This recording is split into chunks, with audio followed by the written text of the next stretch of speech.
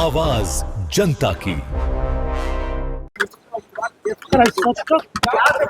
हमारा तो बहुत पहले से घोषित है, उनका तो इतना लट्ठम लट्ठ के बाद हुआ है, उसमें भी अभी भी राहुल गांधी देखिए कि आपको तेजस्वी जी के साथ अंदर अंदर सबकी जड़ काट रहे हैं। आज हमारे देश के यशस्वी प्रधानमंत्री जी स्वयं बिहार की धरती पे है। हमारी अब तक जो हमारा आकलन है, बिहार में 175 प्लस सीट पा सकता है। ऐसा बिहार के लोगों के भाव से, बिहार के लोगों के नॉमिनेशन की रैलियों से अब तक के निकल रहा है। महागठबंधन में कुछ भी ठीक नहीं है। महागठबंधन की नीयत बिहार का विकास है ही नहीं। उनका नीयत अब तक के झगड़े में दिख चुका है कि स्वयं का विकास है। जैसे जैसे चुनाव की तारीख नजदीक आ रही है, वैसे वैसे स्टार प्रचारक, बड़े बड़े चेहरे एनडीए के, वो बिहार पहुंच रहे हैं।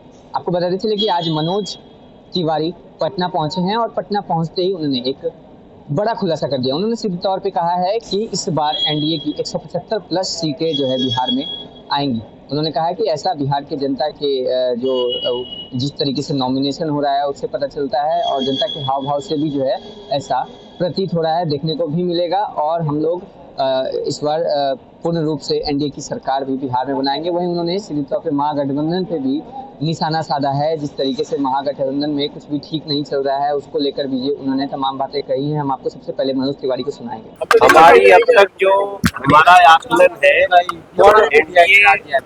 बिहार में 175 प्लस सीट पा सकता है। ऐसा बिहार के लोगों के भाव से, बिहार के लोगों के नॉमिनेशन की रैलियों से अब तक के निकल रहा है। आज हमारे देश के यशस्वी प्रधानमंत्री जी स्वयं बिहार की धरती पे है। महागठबंधन में कुछ भी ठीक नहीं है। महागठबंधन की नीयत बिहार का विकास है ही नहीं। उनका नीयत अब तक के झगड़े में दिख चुका है कि स्वयं का विकास है।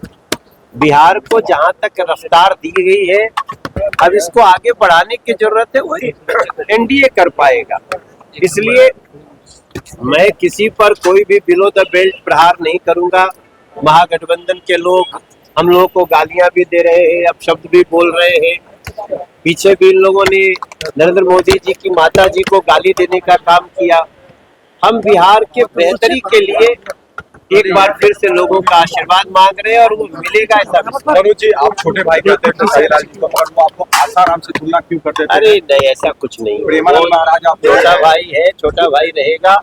राजनीतिक रूप से कोई कहीं रहे, कोई फर्क नहीं पड़ता। और एक बात ये कहते हैं कि आप लोग की अपनी पहचान नहीं है, मोदी जी के कारण आप लोगों ने अपनी पहचान बनाई। चुनाव की बातों में देखो, यही मर्यादा अपनानी पड़ती। हम सब अलग अलग पार्टियों में हम दुश्मन नहीं हैं। इसलिए राजनीतिक चुनाव के दौरान सबको अपनी वाणी की मर्यादा रखनी चाहिए। ये भी एक राजनीति है ना। अगर आप मर्यादा नहीं रखेंगे, आप अपने शब्दों पे नियंत्रण नहीं रखेंगे, तो फिर जनता आपसे जवाब पूछेगी। मेरे लिए खेसारी हमारा छोटा भाई था, है। बाकी वो चुनाव लड़ रहे, चुनाव में हम लोग आमने सामने हैं। जनता, छपरा की जनता डिसाइड करे। हमारा तो बहुत पहले से घोषित है, उनका तो इतना लट्ठम लट्ठ के बाद हुआ है, उसमें भी अभी भी राहुल गांधी देखिए कि आपको तेजस्वी जी के साथ अंदर अंदर सबकी जड़ काट रहे हैं। तो आपने सुना किस तरीके से मनोज तिवारी ने तमाम बातें कही है। वही उन्होंने जिस तरीके से महागठबंधन के लोग गालियां देते हैं, उसको लेकर भी उन्होंने तमाम बातें कही है। मोदी जी को लेकर जो गालियां दी गई थी पिछले कुछ दिन पहले, उसको लेकर भी महागठबंधन को जो है निशाना बनाया है। फिलहाल इस खबर में इतना ही। ऐसे ही तमाम खबरों के लिए न्यूज़ पर देखते रहिए। धन्यवाद।